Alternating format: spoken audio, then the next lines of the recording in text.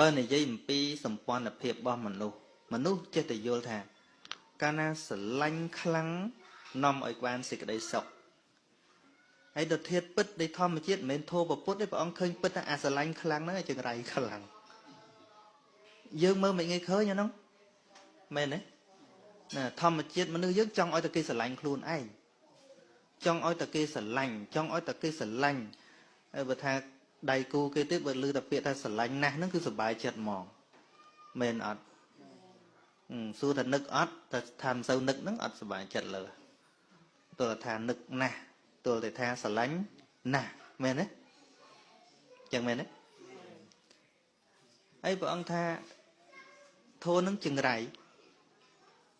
ប៉ុន្តែមិនមែនស្រឡាញ់ដោយមេត្តាទេស្រឡាញ់ដោយហួងហែងជាបងអញធម៌នឹងហើយនឹងធម៌មួយទៀតធម៌ស្អប់វាបដិបៈនឹងគ្នាមែនប៉ុន្តែវាកើតគូគ្នារហូតតែមានស្រឡាញ់មានស្អប់តែមានស្រឡាញ់ស្អប់នាំឲ្យកើតចំណែនឬក៏កំណាញ់កាលណាចំណែនកំណាញ់នាំឲ្យកើតចងពីនឹងគ្នាញាតិញោមមនុស្សដែលញាតិញោមលំបាកតាក់ទងគ្នាក្រោយពេលដែលបែកគ្នាគឺមនុស្សដែលញាតិញោមស្រឡាញ់អាស្រឡាញ់ខ្លាំងហ្នឹងចំណាំមើលតែពេលដែលក្បត់គ្នាហើយកុំថាឡើយរាប់អានជាមិត្តភក្តិធម្មតាមុខមិនចង់ជួបមែនអត់មនុស្សដែលពិបាកជួបមែនទែនគឺមនុស្សដែលញាតិញោមធ្លាប់ស្រឡាញ់ណាស់តែវាមិនបានមកអញណាមិនស្រឡាញ់ដោយមេត្តាទេចង់និយាយថាស្រឡាញ់ជាលោភៈស្រឡាញ់ជាអាត្មានិយមចង់បានមកបោះអញហ្នឹងស្រឡាញ់ណាស់ណាចង់បូជាអីក៏បូជាដែរណាចាំមើលតែក្បត់ណាកាប់ចោលមែនអត់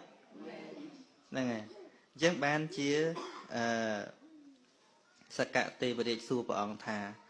សត្វលោកតែងតែប្រាថ្នាមិនឲ្យមានពីរវេរាអត់ចង់បានពីរទេមែនទេចង់ឲ្យរួចកម្មពីរចង់កុំឲ្យមានពីរប៉ុន្តែសត្វលោកនៅតែមានពីរបានព្រះអង្គសម្ដែងថាធម៌ទាំងឡាយកើតពីហេតុឃើញទេពីរកើតមកអំពីសេចក្តីច្រណែនហើយនឹងការកំណាញ់ហួងហែង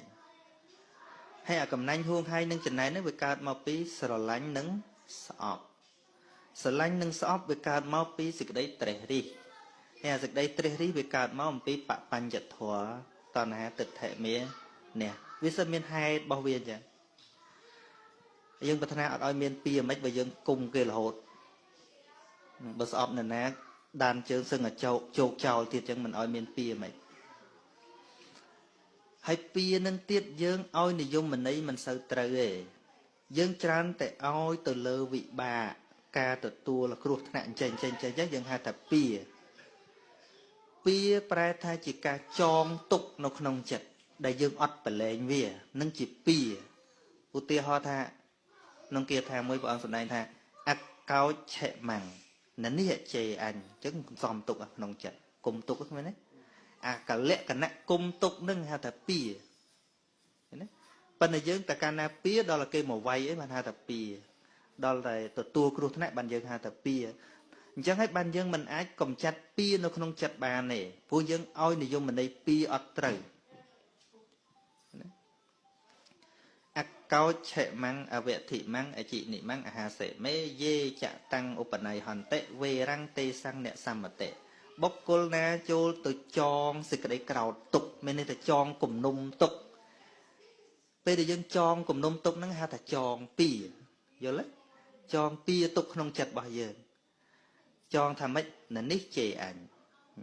អញប៉ុណ្ណឹងដែរហ៊ានជេរអញហ៎ហ្នឹងអញលោកទេសនាល្បីប៉ុណ្ណឹងដែរហ៊ានជេរអញហ៎នឹងគេតែគិតអញ្ចឹងតាមពិតសមតែគេជេរមុខហ្នឹងហ្នឹងហើយចងទុកនេះអចិនិម៉ាំងនេះឈ្នះអញរឿងហ្នឹងសមតែអញឈ្នះតែវាមកយកជ័យជំនះលើអញខឹងទៀតណាចងទៀតអាហាសិមេរបស់ហ្នឹងវាសមតែបានអញឥឡូវវាយករបស់ហ្នឹងទៅបាត់ទៀតឃើញទេចងសេចក្តីក្រោតទុកយ៉ាងនេះ វេរាំងទេសੰងអ្នកសមតិពីរបស់បុគ្គលនោះមិនស្ងប់ទេបានអីស្ងប់ដេកសុកដែរបើចងអញ្ចឹងហីចងអញ្ចឹងហីសុកដែរអត់ទេហើយយើងមិនយល់ថាខណៈនឹងយើងកំពុងដេកនៅក្នុងភ្នក់ភ្លើងពីយើងអត់យល់អាហ្នឹងទេគិតថាអូដល់យើងទៅស្លាប់គ្នាជាតិក្រោយបានហៅថាពីឃើញទេយើងទៅយល់អញ្ចឹងវិញហើយដល់ព្រះអង្គសម្ដែងថាម៉េចអកោឆេបាំងអវិធិមាំងផ្ទុយមកវិញអជិនិមាំងអាហាសេមេយេចតាំងនូបណៃហន្តិនូបណៃហន្តិវេរੰងទេសោបសមតិលុះតែបុគ្គលណាឈប់ចងក្រោតនឹងទុកណាឈប់គិតអ្នកនេះជេរអញអ្នកនេះឈ្នះអញឈប់គិតអានឹងមកបានពីរបស់បុគ្គលនោះស្ងប់ហើយស្ងប់ម្កាលស្ងប់ត្រឹមតែឈប់គិតណាមិនចាំទៅជាតិក្រោយណាពីនឹងនៅណាពីនៅក្នុងចិត្តរបស់យើងនៅក្នុងចិត្តតែនិយមន័យនឹងយើងឲ្យវាអត់ត្រូវម្ល៉េះហើយយើងអត់ព្រមកំចាត់ពីនឹងយើងទៅសុំកុំឲ្យពីវិញឧទាហរណ៍ថាអូយព្រះអង្គឲ្យកុំឲ្យខ្ញុំមានពីអីប៉ុន្តែក្នុងចិត្តនៅក្តៅកគុកសុំមិនបានយើងប្រកាត់ភ្លើងហើយយើងសុំតិចបានទេ